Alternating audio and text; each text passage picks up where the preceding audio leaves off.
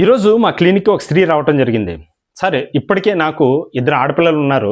నాకు పుట్టబోయే బిడ్డ ఖచ్చితంగా మూడో బిడ్డ మగపిల్లవాడే కావాలి. లేకపోతే మా అత్తగారు ఒప్పుకోరు, మా భర్త ఒప్పుకోరు అని అనటం మొదలుపెట్టారు. మీరిచ్చిన ట్రీట్మెంట్స్ మూలాన మా ఊర్లో ఉండే అమ్మాయిలకి అందరూ మగపిల్లలే పుట్టారు కాబట్టి నేను కూడా అది తెలుసుకొని వచ్చానని చెప్పటం మొదలుపెట్టారు. కానీ ఒక స్త్రీ శరీరంలో పెరుగుతున్న బిడ్డ మగపిల్లవాడా లేదా ఆడపిల్లవాడా అననేది ఎవరు డిసైడ్ చేస్తారు? అది స్త్రీ పాత్ర ఎంత ఉంది, పురుషుడి పాత్ర ఎంత ఉంది అనేది తెలుసుకునే ముందు స్త్రీ శరీరంలో రిలీజ్ అయ్యే అండం గురించి ఒకసారి తెలుసుకుందాం. స్త్రీ శరీరంలో రిలీజ్ అయ్యే అండం 2 క్రోమోజోమ్లు ఉంటుంది. ఎక్స్ఎక్స్ క్రోమోజోమ్లోనే ఉంటుంది. దానికి అడిషనల్గా ఒక ఎక్స్ క్రోమోజోమ్ అని అనేది ఉంటుంది. దీన్ని సెక్స్ క్రోమోజోమ్ అని అంటారు. అలాగనే పురుషుడు రిలీజ్ చేసే స్పెర్మ్ వీర్యకణంలో ఎక్స్ఎక్స్ క్రోమోజోమ్ ఇద్దరికి కామన్గా ఉంటాయి.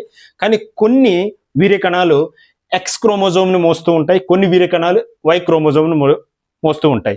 ఎక్స్ క్రోమోజోమ్ను మోసే వీర్యకణాలు ఎప్పుడైతే ఈ అండంతో కలిసి ఎక్స్ తోటి కలిసాయో అప్పుడు ఆడపిల్లగా తయారవుతుంది. దాన్ని ఎక్స్ఎక్స్ ఆడపిల్లగా మనం పిలుస్తాం, ఎక్స్ఎక్స్ మీట్ అయితే.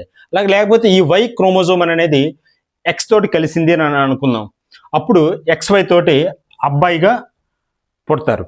ఇప్పుడు మనం అర్థం చేసుకుంటే ఇక్కడ డిసైడ్ చేస్తుంది ఎక్స్ క్రోమోజోమ్ ఈ ఎక్స్ తోటి కలవటం లేదా వై క్రోమోజోమ్ ఎక్స్ తోటి కలవటం అనేది పురుషుడి పాత్ర ఎక్కువగా ఉన్నట్టు కనిపిస్తుంది. అంటే ఒక స్త్రీ శరీరంలో ఒక ఆడపిల్లగా ఆ పిండం ఏర్పడాలి అన్న పురుషుడే కారణం, స్త్రీ కాదు.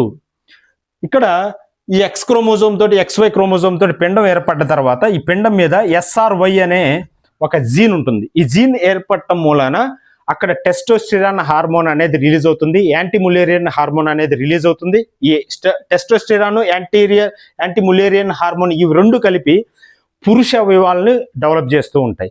కాబట్టి ఆ బిడ్డ ఆ పిండము పురుషుడిగా ఆ మగపిల్లవాడిగా పెరగటం మొదలు పెడుతూ ఉంటారు.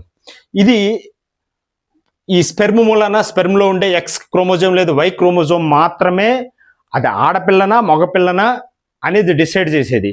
కానీ సాంప్రదాయకంగా ఆడపిల్లని కనే ప్రతి ఒక్క స్త్రీని ఇది నీ వల్లనే ఆడపిల్లగా పుట్టడం జరిగిందని నెపం స్త్రీ మీద వేయటం అనేది మనం చూస్తూ వచ్చాం.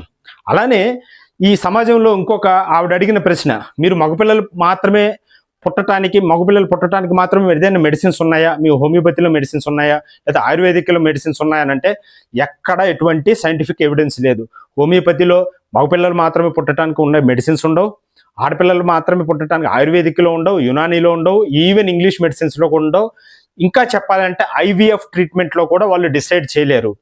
ఐవీఎఫ్ ట్రీట్మెంట్లో కూడా